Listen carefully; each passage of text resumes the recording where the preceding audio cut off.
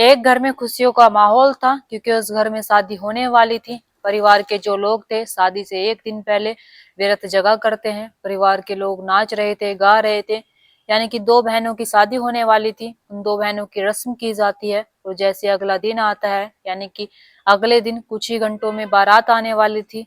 माँ अपनी बेटियों को उठाने के लिए जाती है, लेकिन जब अपनी बेटियों को देखती है तो वे बेटियां इस दुनिया को छोड़कर चली गई थी।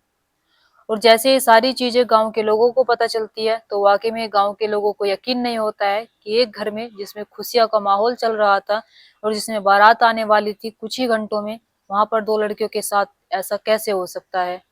और आखिरकार इन दो लड़कियों के साथ क्या हुआ था? क्या इनके परिवार के लोगों ने इनके साथ ये सब कुछ किया था या फिर इन दोनों बहनों ने ये कदम खुद उठाया था? और अगर इनके परिवार के लोगों ने ये सब कुछ किया था तो आखिर किया तो किया क्यों था? और अगर इन दोनों बहनों ने ये सब कुछ किया तो इनकी वजह क्या थी?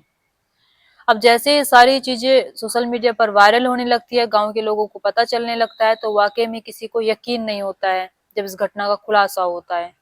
चले तो बिना देरी के इस घटना को शुरू करते हैं और जानते हैं कि यहाँ पर क्या हुआ था।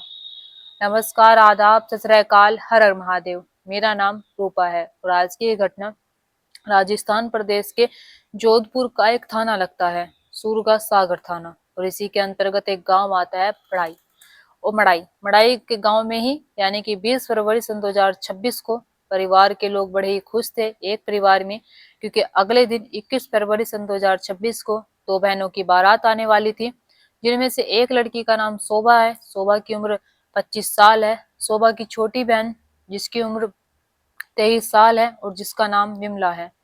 यानी कि ये दो बहनें जिन्होंने ग्रेजुएशन पूरी कर ली थी। अब इधर जो परिवार के लोग थे, यानी कि 20 फरवरी को नाचते हैं, गाते हैं। इधर 20 फरवरी की रात यानी कि रथ जगा होता है, और जब रथ जगा होता है तो यहाँ पर जोधपुर में एक रस्म होती है, घी पिलाई की रस्म।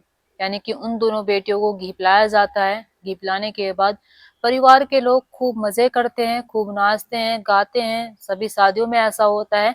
और जब 3 बजे आकर थक जाते हैं तो परिवार के लोग थक हार कर सो जाते हैं।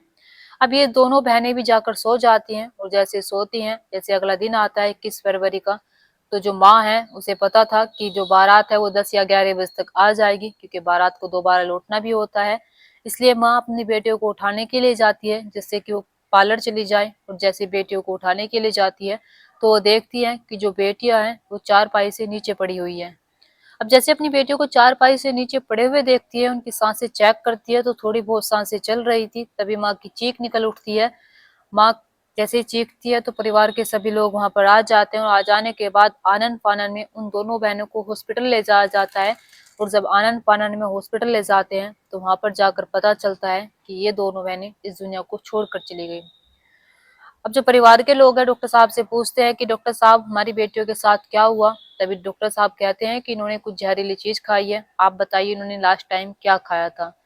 परिवार के लोग कहते हैं कि हमें नहीं पता साहब कि ये सब कुछ कैसे हुआ, कैसे नहीं हुआ। परिवार के लोग अपनी दोनों बेटियों को वहां से लेकर आ जाते हैं, और आने के बाद उनकी अंतिम संस्कार की तैयारी करने लगते हैं। अब जैसे ये सारी चीजें लड़की के मामा को पता चलती है, जिनका नाम जसवंत सिंह होता है, तो वे देखते हैं कि जो उनकी भांजी हैं वे इस दुनिया को छोड़कर जा चुकी हैं, वे मर चुकी हैं। अब जैसे जसवंत सिंह को ये सारी चीजें पता चलती है, और पता चलता है कि आनंद फानन में जो परिवार के लोग हैं वो उन्हें ले जा रहे हैं लड़कियों को, यानी कि अंतिम संस्कार के लिए।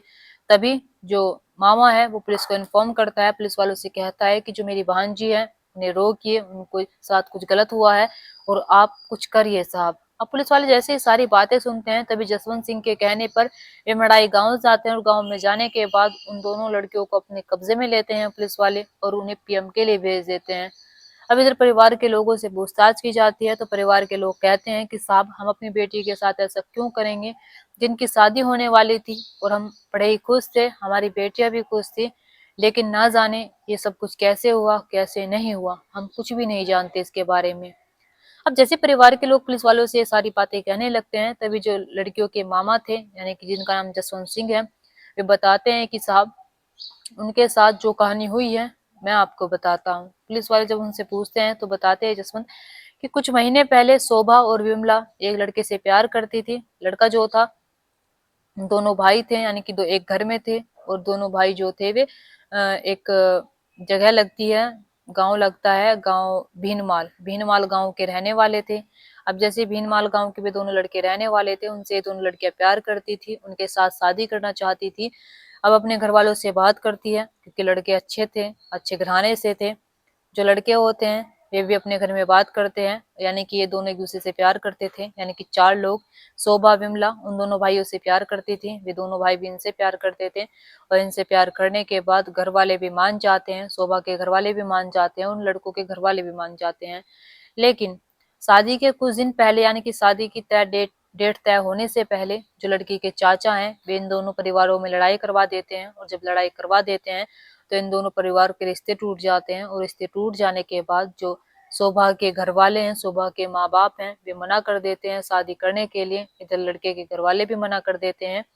उधर जो शोभा और विमला की शादी होने वाली थी, सबको पता लग चुका था कि इनका रिश्ता हो गया है, बस शादी की डेट फिक्स होनी थी। तभी जो परिवार के लोग हैं, शोभा के और विमला के माता पिता हैं, वे अपनी बेटी की शादी झिमला गांव में रहने वाले 2 भाइयों से कर देते हैं। यानी कि वे भी दोनों भाई होते हैं, उनसे शादी तय हो जाती है।